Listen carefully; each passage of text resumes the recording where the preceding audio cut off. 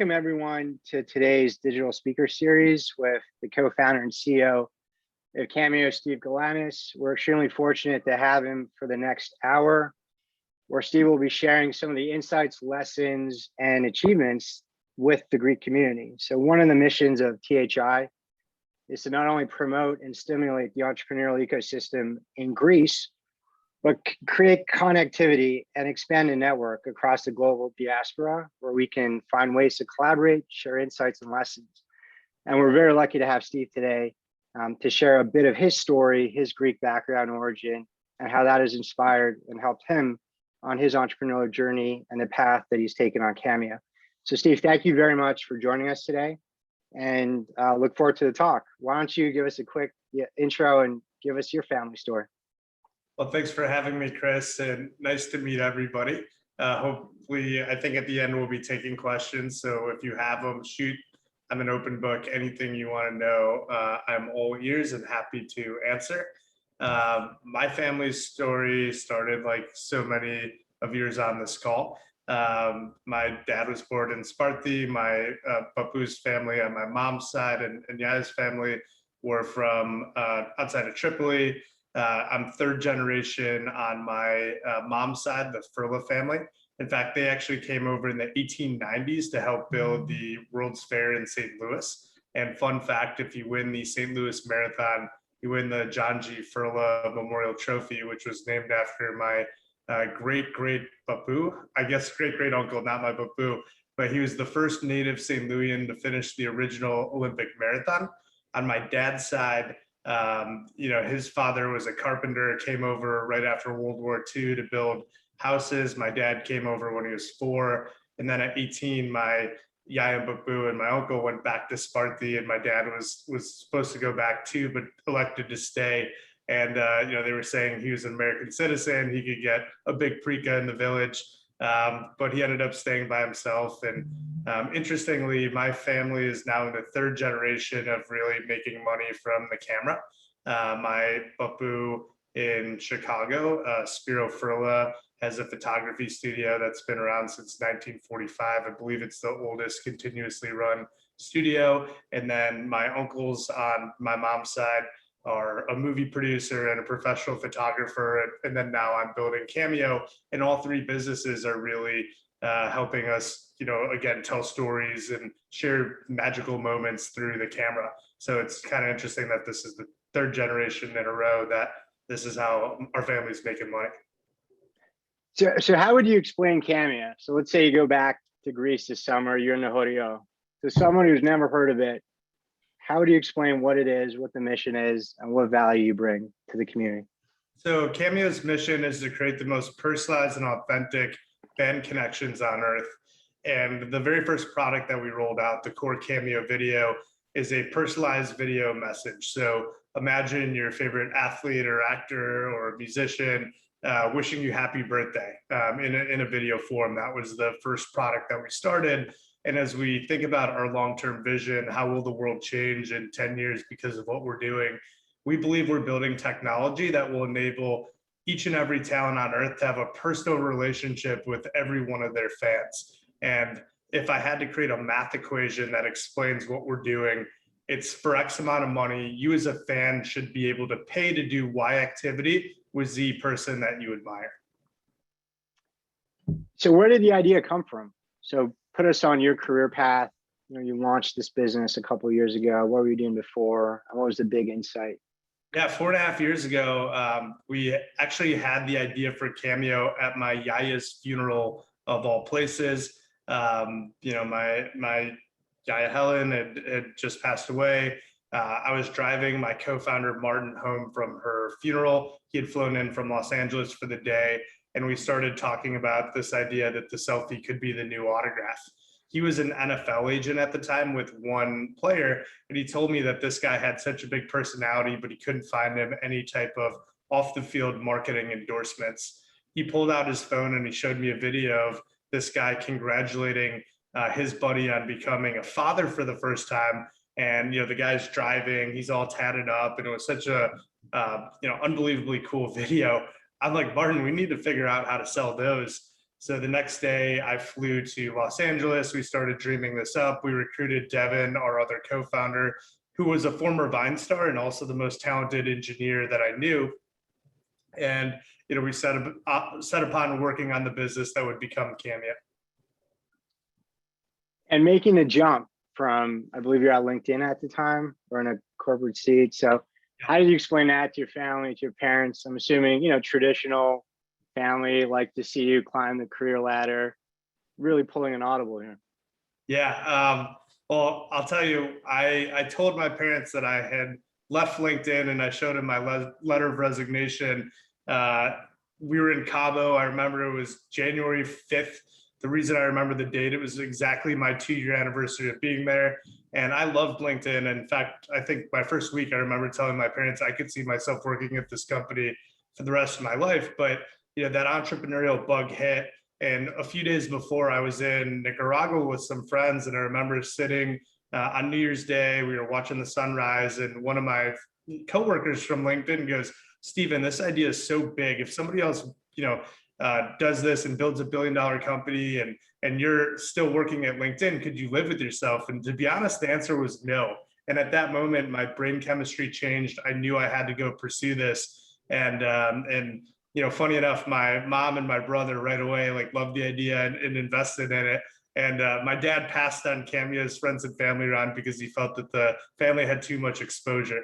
But to be honest, my family was fantastic the whole time. They were extremely supportive. They were definitely worried, like anyone would be. I was leaving a great job at a great company.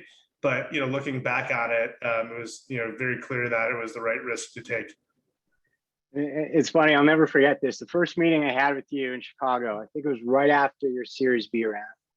So, big press splash, Kleiner Perkins, Lightspeed come in as your investors. And the first time I meet you, I show up at your office, amazing office. The first 5 minutes is casual small talk, get to know each other, what village you're from, etc. But I will say the business meeting only started when Mama and Baba showed up and started interrogation. And that's a great lesson for any Greek entrepreneur, that no matter how big you get.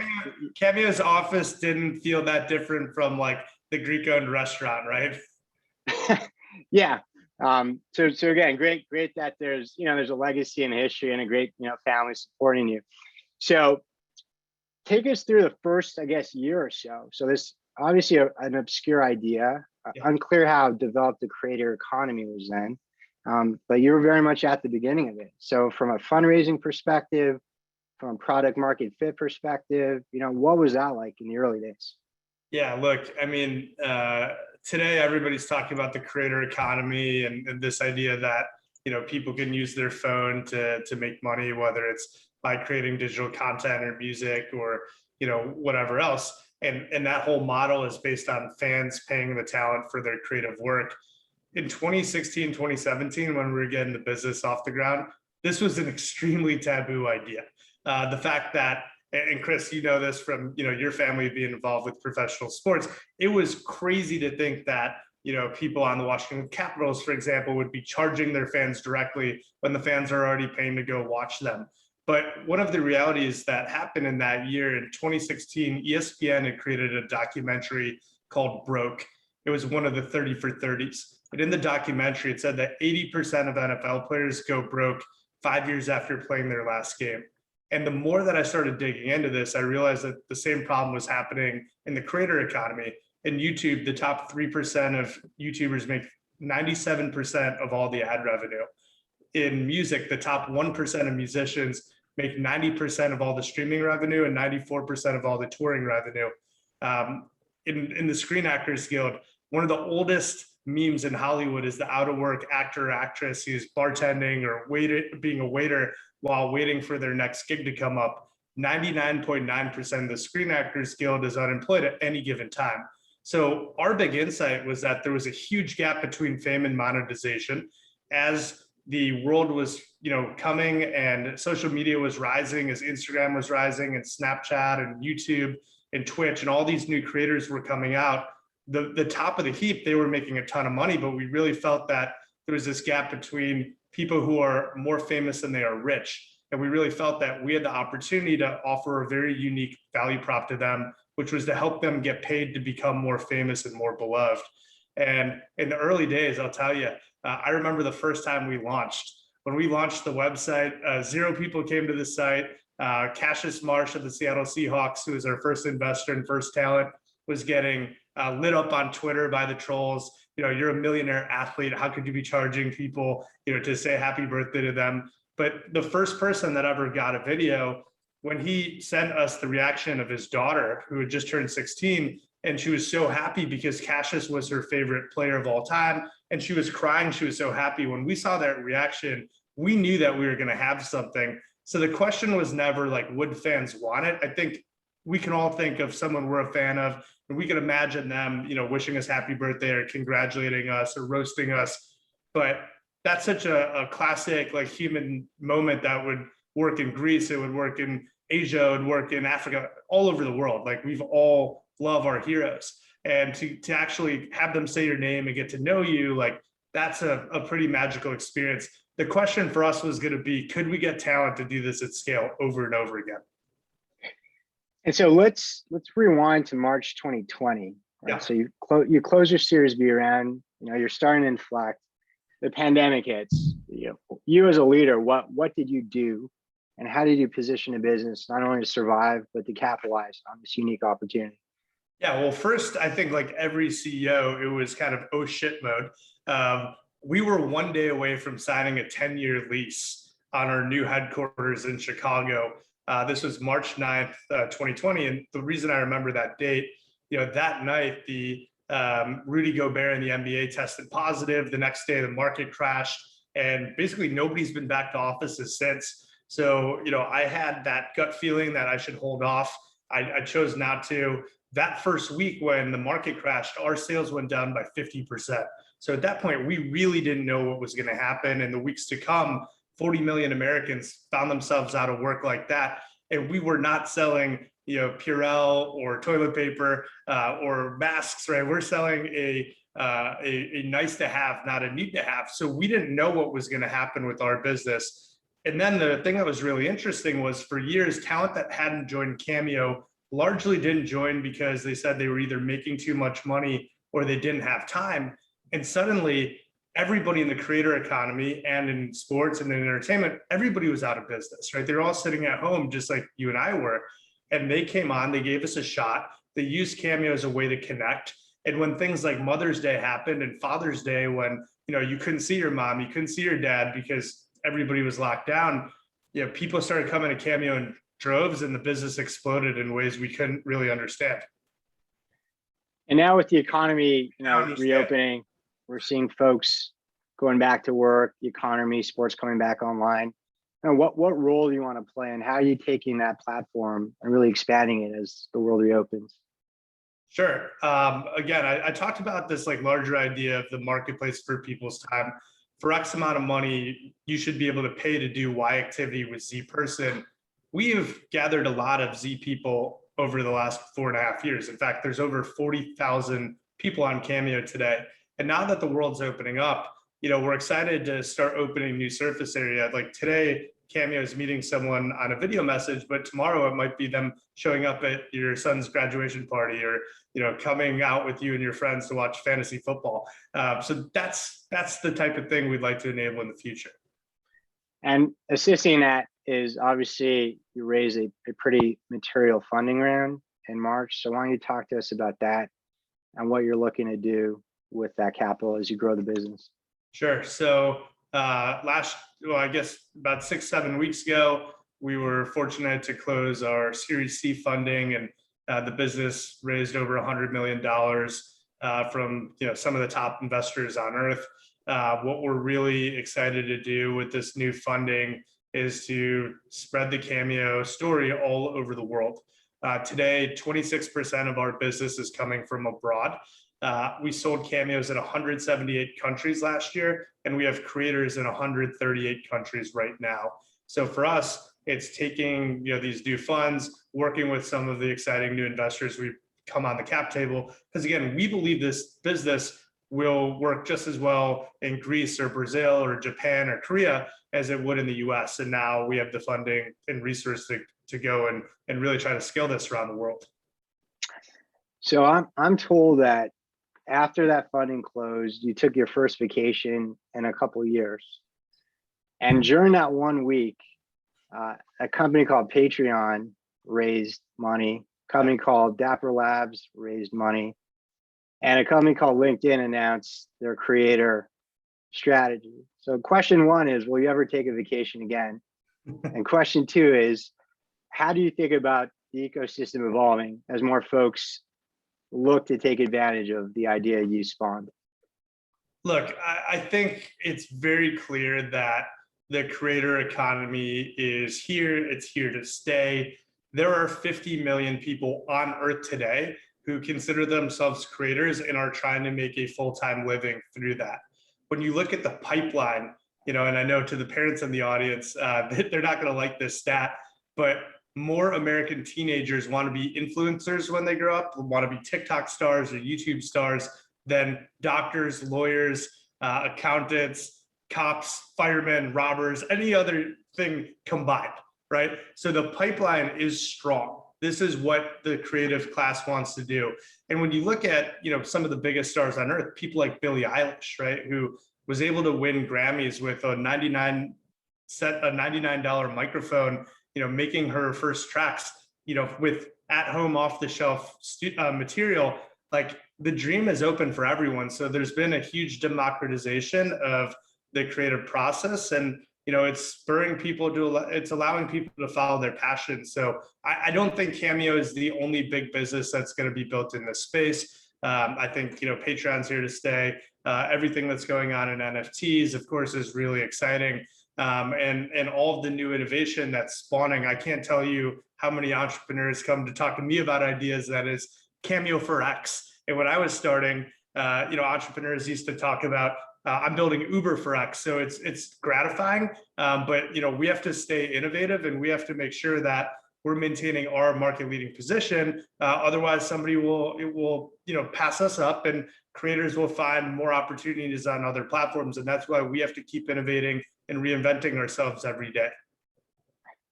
Awesome. So maybe on that, let's talk about your leadership style, your influences, inspirations, and how you've approached the culture and the team that you built at Cameo. So you're one of the first to make the move to Miami as part of this broader, quote, tax exodus. I believe you've gone distributed with your workforce.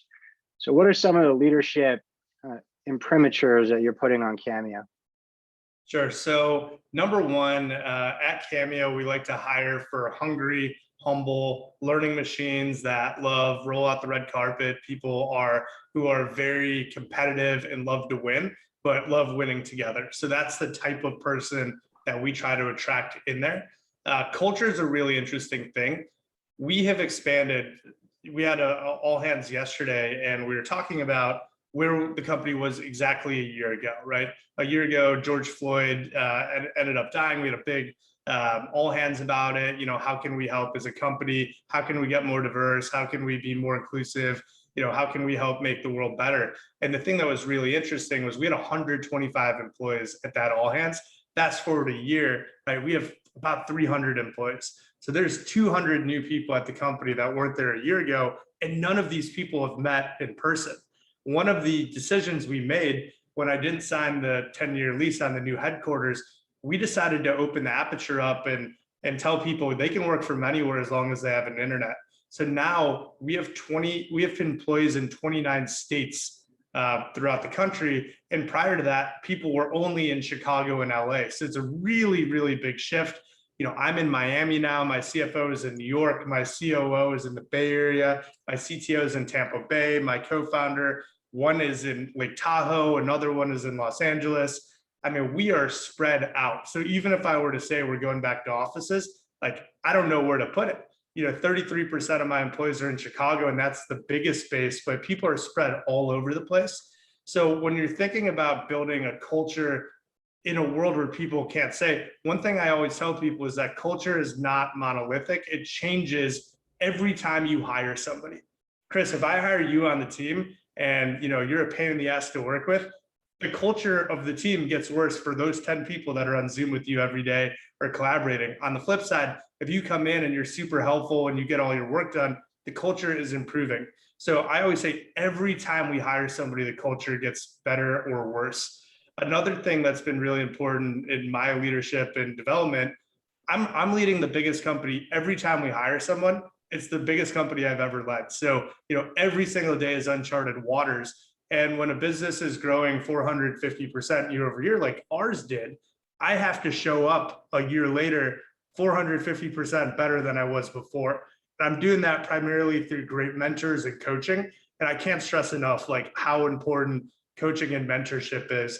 And really, one of my mentors, a guy named Ben Gordon, who's a legendary venture capitalist at Kleiner Perkins, has given me a framework that has really helped me evolve as a CEO. And he calls these his forever OKRs. And there's really 5 principles that he talks about as a CEO that you really need to be on top of at all times. So first is finding product market fit and keeping it. Essentially, for those of you not in tech, it's like, are you selling something that people want? And when you find something that people want, how do you make sure they're coming back more and more and more? And you're continuing to invent the future and find new things. So finding product market fit is first. You could have the best team in the world, but if people aren't buying what you're selling, it doesn't matter. Secondly, building an elite executive team. As the CEO today, I'm not interviewing all 300 people that come work at us. I've hired the management layer, and then those people are hiring their leaders, and then those people in many cases are hiring. So people that are coming in might be 4 or 5 levels below me, but really making sure that we have an elite executive team, really important. Third, and especially for anyone running a distributed company, communication and alignment is so critical. Mission, vision, values. Do people know them? Do they understand the founding stories? Most of the employees at the company do not know me personally anymore, which is a huge change for how it was. So how are we communicating at scale? How are we telling the same stories over and over and over again so people really understand what is Cameo, how we work, where we want to go, and how we're going to win? The fourth one is employee engagement. Do people feel they're doing the best work of their lives? If they do, if they feel they're doing the best work of their lives, if they're surrounded by bar raisers, people that are making them better every day, and they're part of the winning team, they're not going to leave, right? They're going to want to continue to grow and work the way up at our company. So that's the fourth. And then fifth, for any CEO, keeping the lights on. This is no different than any other business owner.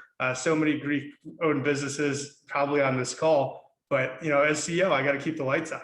It's no different than working at the restaurant. You're checking the register. You're always making sure you can make payroll. And fundraising, of course, is a big part of the job and venture to keep the lights on. So really, it's those 5 things that I'm focused on at this point.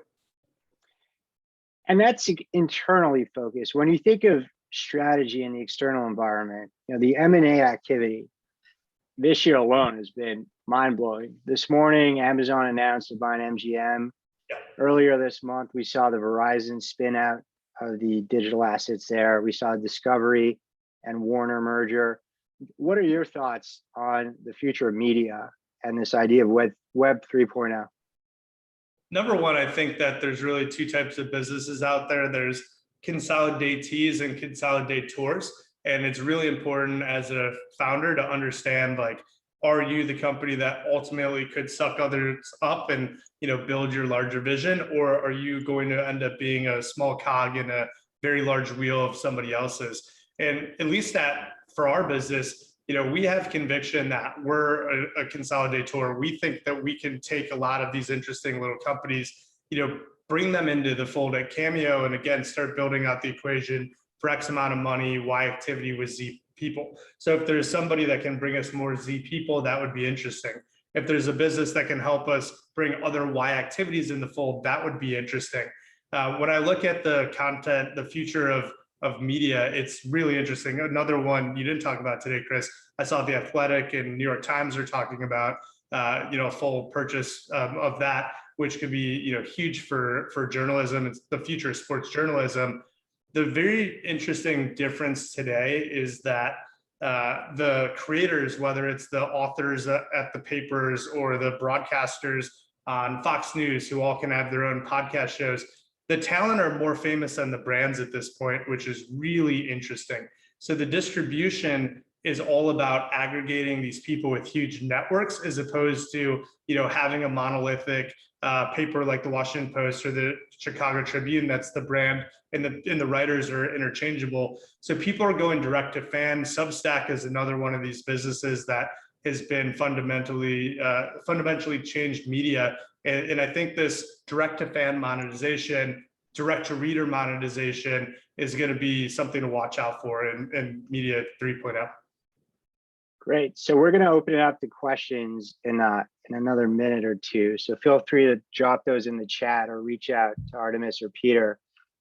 But while I have you, and on that idea of being a consolidator, if the next billion-dollar idea is on this phone call, how could someone get in touch with you or your team? Steven at Cameo, shoot me an email or hit me on LinkedIn. I'm probably most active on LinkedIn because, to be honest, my email's a mess at this point. Got it. And then maybe last one, what kind of advice would you have generally for the Greek community, for founders and entrepreneurs out there who are using, your example and your success as an inspiration? And what messages would you have to those people? Yeah, number one, starting a business is the hardest possible thing you can do. But for 3% of people on earth who have that entrepreneurial, screwed up gene in their brain, basically, that makes them be an entrepreneur, like, you're never going to be world-class working for someone else long-term. So, learn what you can about an industry, and then, find something that hits your passion. There's a framework that I love that's a Japanese framework. It's called Ikigai.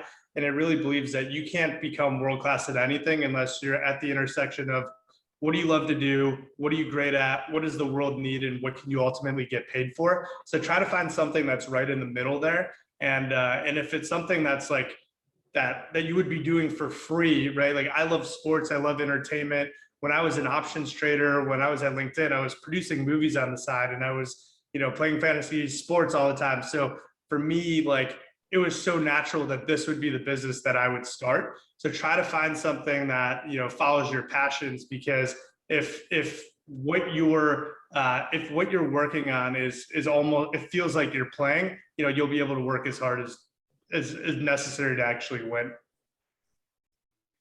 And then lastly, maybe on your inspirations and heroes. So THI is obviously a global community. The young leaders, as part of that, is really the bottom of the pyramid.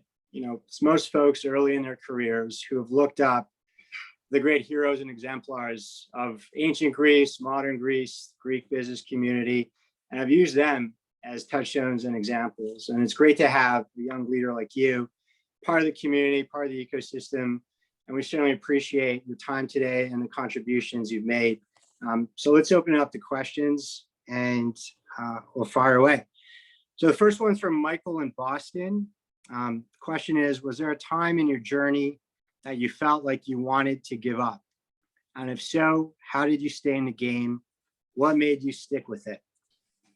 No, to be honest, with this business, right away, like, the second that we had the idea, like, literally, I said the chemistry in my brain changed, and I knew that I had to go do this. And of course, like, there are hard days like any other, but I just had absolute conviction that this needed to exist, that this was going to be big, and somebody needed to do it. So why couldn't it be me?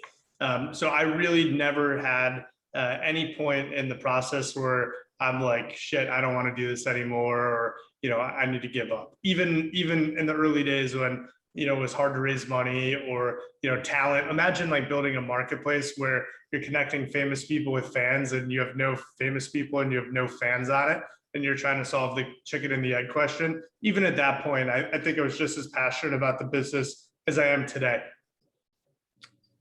Great. It's a question from Theo. What are some do's and don'ts to consider when you're pitching your startup to investors? Yeah. So number one, especially at the early stage, people are betting on the jockey, not the horse. And this is really important. So often people try to pretend that there's someone they're not to investors, but really you need to be your authentic self. it is so hard to build a company, and doing it in any other voice that's not your authentic one is it's just too difficult. Eventually, at some point, that's going to break down. So I really encourage all the entrepreneurs that I work with to be authentic. And if somebody, doesn't want to buy them or doesn't believe in them, then guess what? There's a lot of other investors out there. There's a lot of other employees out there. A second thing too, a lot of people get stressed out by raising venture capital or raising angel investments. But I've always tried to help founders that I work with flip the script. You're not nervous when people are interviewing to come work at your company. And ultimately, you should think of investors as just you're interviewing them to take their money so you can go hire great people. Fundraising is a proxy for hiring. And I think when you change that mindset shift, it really helps you not get stressed out about the venture capitalists that you're trying to pitch to put money into your company. And on capital, the SPAC market, the IPO market are pretty exciting. How do you think about your vision for the company over the long term and where that fits in? Look, actually another Greek entrepreneur, Zach Maritas, a good buddy, is here in Miami, and we were talking about this last night. I think that one of the big mistakes that a lot of founders make is that they exit too early. And if you were working on a big enough market for long enough and you have product market fit, that business can be so big. And one of the classic case studies here is Snapchat. I remember when Snapchat, everybody thought Evan Spiegel was crazy for turning down $3 billion from Mark Zuckerberg. But today that company's worth $100 billion, right? It's because they stayed in the game, they kept innovating, they had product market fit, and they kept expanding. At Cameo, again, our vision is to build technology which enables every single talent on earth to have a personal relationship with each and every one of their fans. I believe we can best do that as a standalone company. My goal is to ring the bell one day, to be a publicly traded company. 50 years from now, I hope that Cameo is the Walt Disney of the 21st century. But that said, right, as a venture-backed CEO, it is my job to my shareholders, to my employees, to exit this business at some point, whether it's through acquisition, IPO, SPACs. There's a lot of different surface areas there, but we're only going to do the thing that I think sets us up best to manifest our long-term vision and mission. So on that, how do you pick and build the right board around you to support that vision and find investors that are aligned with your long-term strategy and not, shorter term pressures to generate returns? You tell them what your long-term vision is, and you find people that are buying into that. And if they ever deviate from it, you remind them this is what we're building here. This is why we're building. This is what I told you, and this is why I'm a big believer that trust is an equation. Trust equals consistency over time. So by being the same person every day as a leader, by having your vision be unchanged, by having your mission be unchanged, by having your values be unchanged, by being consistent over a long period of time, you build that trust. And ultimately at that point, your board is there to help, and they're there to help manifest that long-term vision and mission, and they're not there to put short-term pressures on you. So here's a question from Maria in Athens. Could you ever see yourself opening an office in Greece? Well, number one, we have no offices anywhere. So hopefully we will have no offices in Greece, in Chicago, anywhere. I love this distributed work from anywhere environment that we build. On the flip side, could I see us having people in Greece? Absolutely, right? I think that there's a great market in entertainment and music and sports, really passionate. I mean, my mom and her friends all the time are like, why aren't the Greek singers on Cameo? It's just that we haven't started hunting there yet. But at some point, I hope that, Cameo is just as prolific in Greece as it is in the US. And if there was an ambitious Greek on the phone now who wanted to help you build out the Greece strategy, how can they do that? Is it email to you? Contact us. Sergio, my chief of staff, is leading international, so I'm sure he would love to talk to me. Have you spent any time in Greece in the business or tech community? Do you have any thoughts? There's this idea of the digital nomad in Greece being a talent magnet for folks who are leaving California and other tech centers.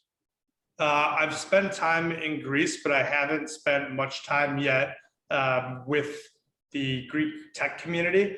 Interestingly, I just joined Endeavor, and I'm in the Greece chapter as well, which is a great entrepreneurial organization globally. So I'm looped in with Panos and the great team there. And funny enough, the very last trip I was supposed to take before the world shut down was to go meet the prime minister and meet with a bunch of other Greek tech leadership, both in the country and from the diaspora. And that was that same Thursday where like the market crashed and the world shut down. So that was literally supposed to be my last trip. I'm going to be in Greece this July for a wedding and staying for a week before and a week after. And hopefully I can get a lot of those meetings and meetups back on the book that I was so excited to do a year ago. So the rumor is in Sparta, there's a statue to Leonidas, and there's some plaque dedicated to Steve Galanis. Is that true? Well, that statue is right by our family's house in Sparta, right outside of the stadium.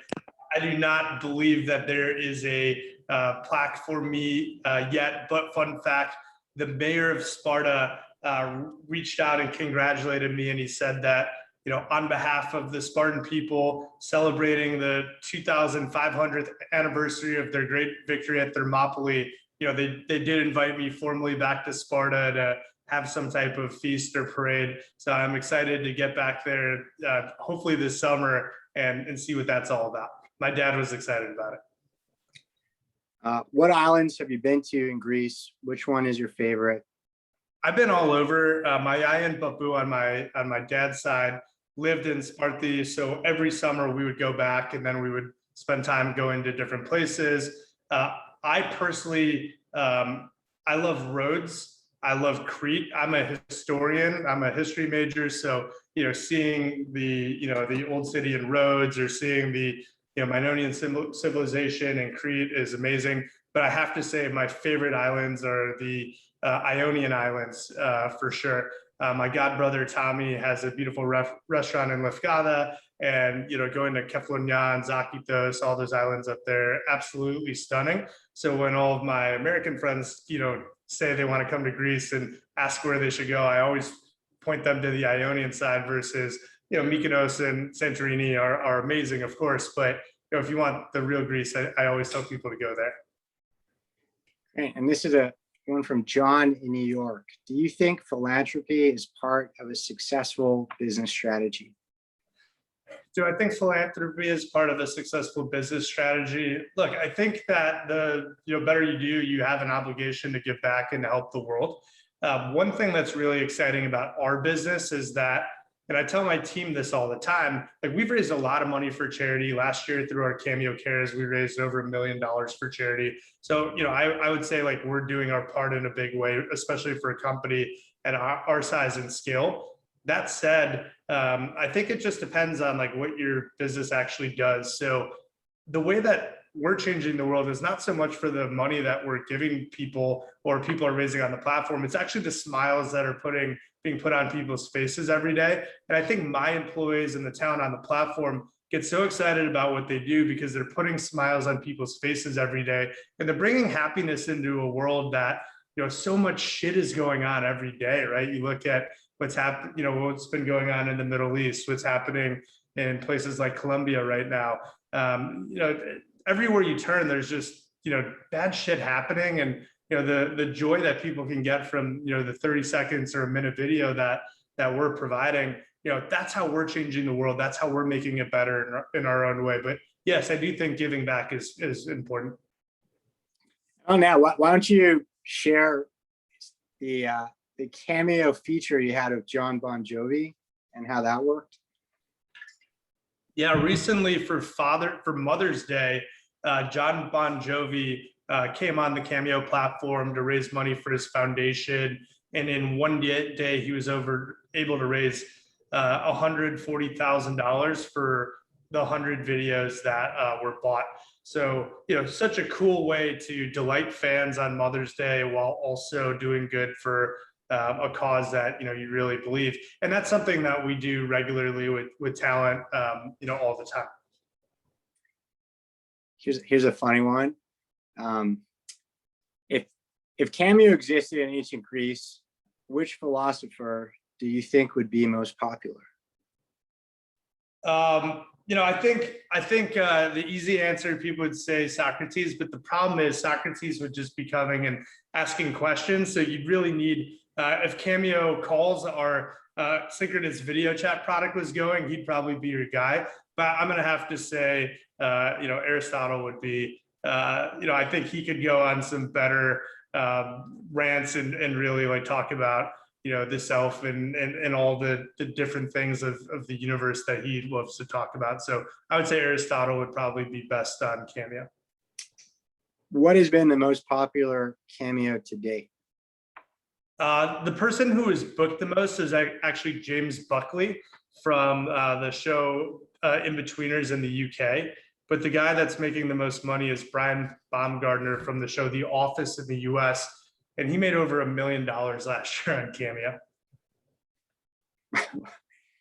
It's a question from F.E. Fletcher. What opportunities do you see for evolving entrepreneurial ventures to elevate the Greek economy post-COVID? Asking as a Greek American moving to Greece this summer. Again, I think it really comes down to having a government that's very welcoming and supportive. I think what Mayor Suarez has done in Miami has become famous the world over. I don't know if there's another city on earth that benefited more from COVID than what the leadership of Mayor Suarez here did, and I think also the tax policy of Florida. Florida has zero state income tax, which has made a really big bet. It's been a huge game changer for people coming from New York or California or Illinois. So I think the combination of low taxes, a government that is really working hard to bring these industries and these jobs of the future to this place. There's no reason that Greece couldn't be the next Miami, right? It couldn't be the Miami of Europe. Like, you have the EU, people can move anywhere. And it's just about kind of reaching out and really trying to build that ecosystem and being deliberate. And from all I hear, it sounds like the leadership's in place to do that. And there's a lot of passionate people that are looking to do it. So look, I'm happy to help, and hopefully I can be a really small part of that. But that's the playbook. And I would watch what Mayor Suarez has done in Miami and try to replicate it. Got it. A question from Vasiliki. Stephen, for someone in years 1 to 2 of running their business, what would you advise to look out for or be cautious of in order to grow? I think, again, it's number one, making sure you have product market fit. In year 1 and 2, you're still running on the exuberance of the initial idea. But at some point, you have to really be able to look yourself in the mirror and say, is this the best thing I could be spending my time on? And hopefully you found that through delighting your customers, through being able to attract employees, through people getting really excited about what you're doing. And it's really in that phase that I think it's all about, like, is this going to be the thing I want to spend the next 10 years on? And being maniacal about the talent that you're bringing in. So are the most talented of your friends, like, can you recruit them to come work with you? Like, that's really that scale, because the first 20 people are going to hire the next 500. So making sure that you've got great people in seat is critically important at that stage. It's a question from Evangelos. Could you discuss how Cameo plans to include animated/digital characters in their product offering, and also the company's international growth plans?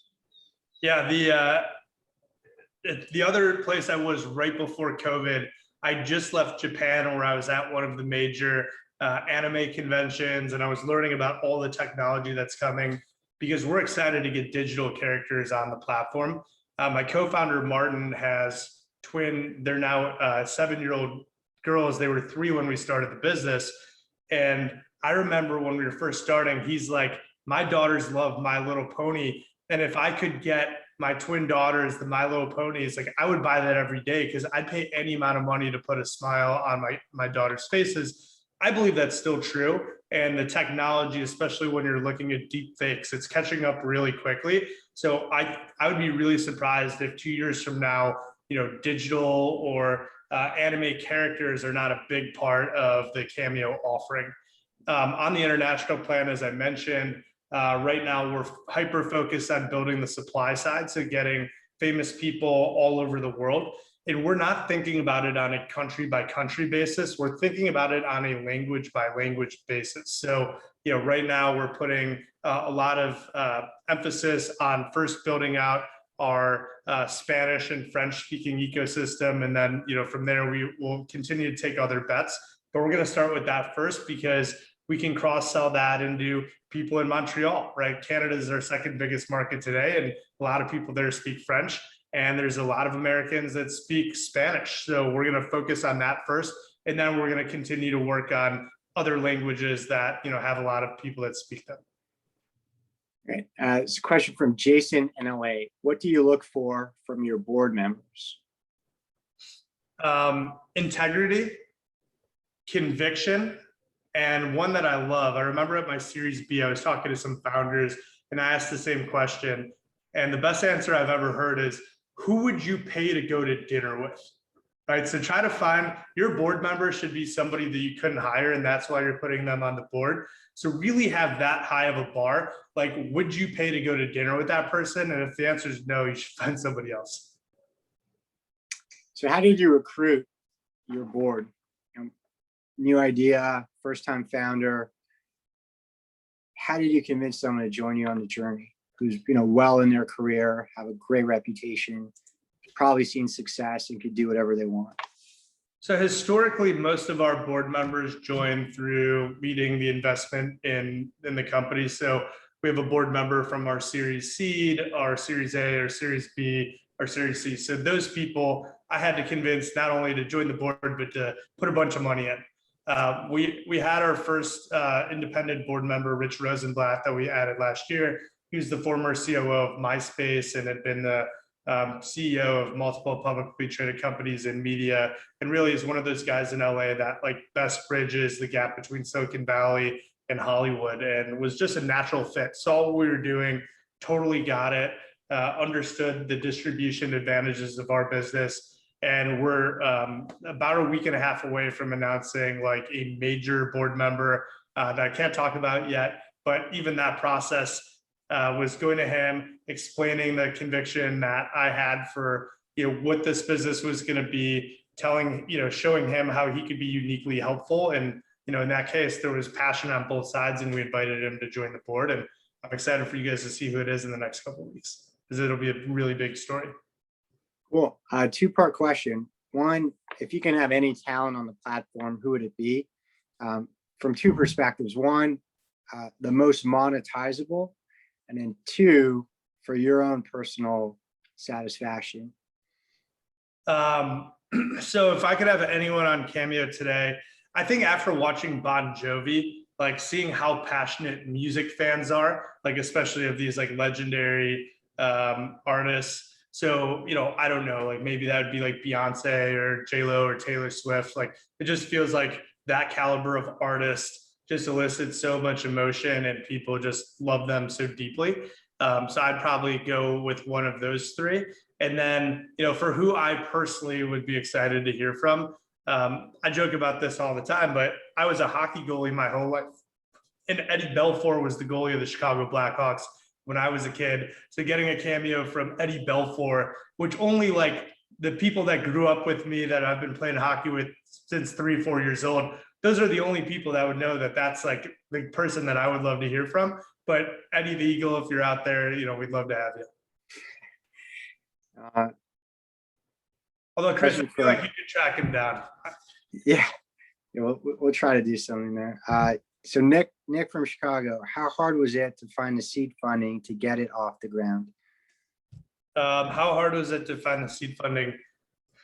So one of the really crazy parts of the Cameo story, and I always start by saying, again, we had this idea at my yaya's funeral. So there's been so many times where things could have gone right and they went just everything's kind of broken our way. And I really believe it's because we've got help from upstairs that are preventing, crazy things from happening to this business. When I left LinkedIn, I wrote my letter of resignation, and you guys can go to my LinkedIn profile and you'll actually see the letter. It's called My Next Play. And it's the real letter of resignation I wrote at the time.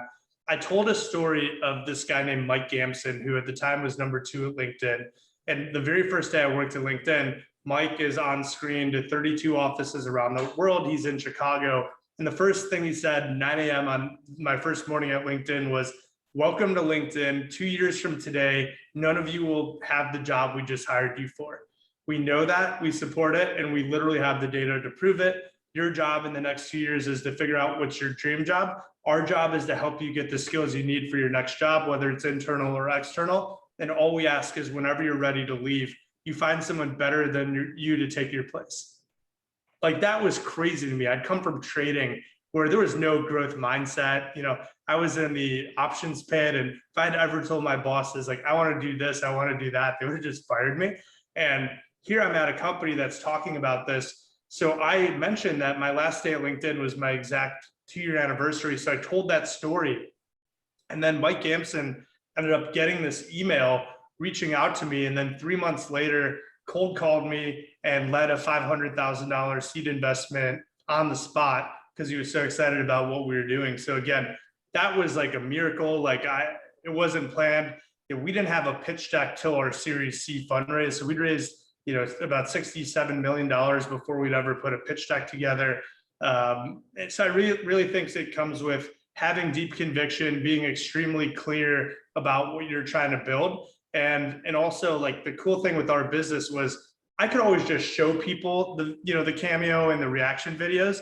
And there's very few products on earth that make people as excited as Cameos. So for us, that was a really big part of it. And it really helped sell investors on backing us at the earliest days when it was so unproven.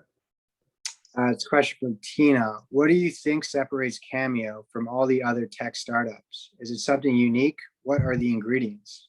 Was it something like place, time, circumstance? Well, all the other tech startups, I think, again, it starts with our mission and our core values.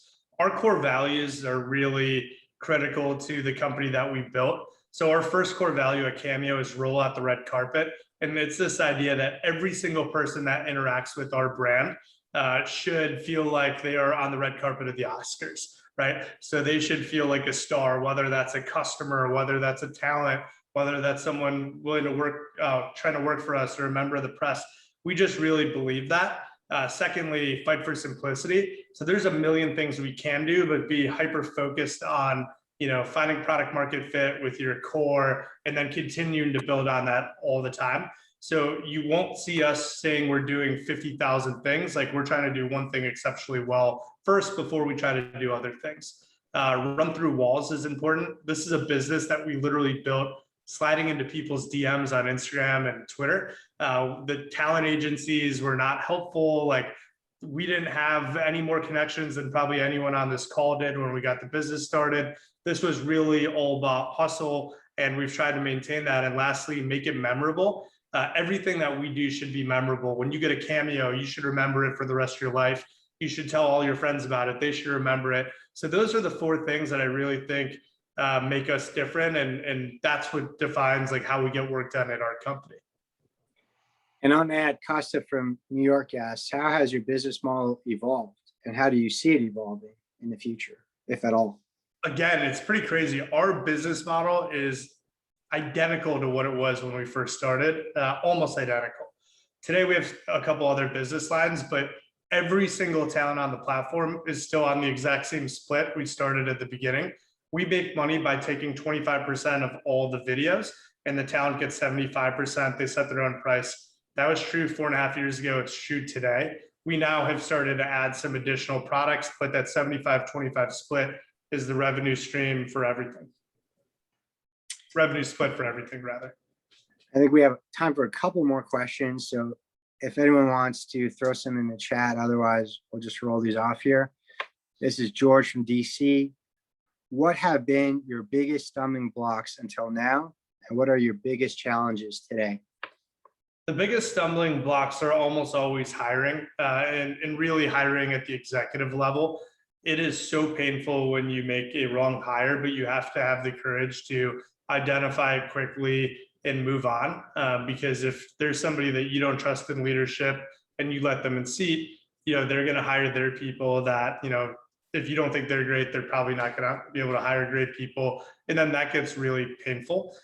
So making sure that, we're maintaining that bar. And if people aren't hitting that bar, like getting them out as quickly as possible and fixing that mistake. Going forward, hiring will also be the biggest thing.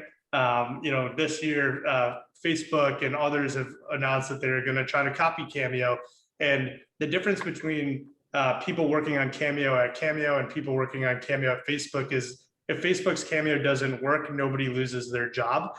But at this company, if they kill us, then everybody loses their job. So I think like having missionaries versus mercenaries working for you is really important. And making sure that people aren't just joining the company because it's the hot new company, but they're joining because they're really deeply aligned with the vision and mission and values. And on that, if someone wanted to get a job at Cameo, what would they need to do? Cameo.com/jobs. We're hiring all over the place. Go look at the Cameo profile on LinkedIn. We'd love to have you. And then Alex in LA, what did you study at Duke that helped you get to where you are today? So what I studied at Duke that helped me get to where I am today was not my history major, was not my econ minor, was not my markets and management certificate. It was actually a business I ran called Spartan Entertainment. And it was a Facebook group I created that at its peak had 17,000 college students in it. And we started throwing parties at all the bars. And my nickname since kindergarten has been the mayor. And I was running all the nightlife at Duke and then later at UNC and NC State. And it was that business where I got really great at connecting people. And everything that I've done that's been successful in my life has been like being the ultimate connector. And it's the same here. So despite the fact my parents were not thrilled with me throwing a business that was running Wednesday night beer pong at Shooters at Duke, it was the foundational entrepreneurial experience for me. And maybe the last one, how do you define success for Cameo and for yourself as an individual? I think as an individual, it's being remembered as a leader who won authentically. I think like the higher up you get, making sure that you're staying true to your core personal values. Forget the company mission, vision, but your personal values is really important. And you need to be able to look in the mirror every day and be proud of what you're doing and what you're building.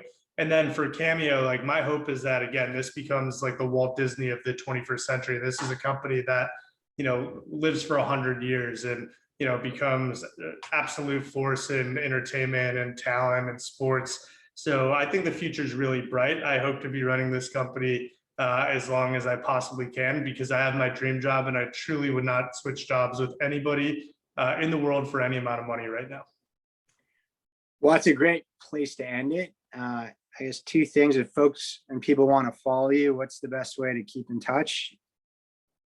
LinkedIn is what I'm most active on. And then on Twitter, I'm at Mr. MR312, the Chicago area code on Twitter. Come find me there. That or LinkedIn are my two most active socials. And is there a friends and family Greek discount for anyone wanting to do Cameo for Father's Day or graduation? Between us, Investor 10 is always 10% off, but keep that on the DL just for all my cousins on this call. Awesome. So Steve, we really appreciate the time. Thanks for the lessons. Thanks for being a great inspiration to the Greek community. We champion your success. We're cheering for you. And it's great to know that there's Greeks out there who are giving back, but also pushing forward. As far as THI, thank you for hosting this. Thank you everyone for attending. Stay tuned for a couple new digital speaker series in the summer and fall. Expect emails on those. And then for the London audience, I believe the fall gala is in the works. And likewise, December 4th in New York. So a lot going on. Have a great summer, everyone. Thanks for your time today. We'll speak soon. Bye. Thanks, guys. Thanks, Steve.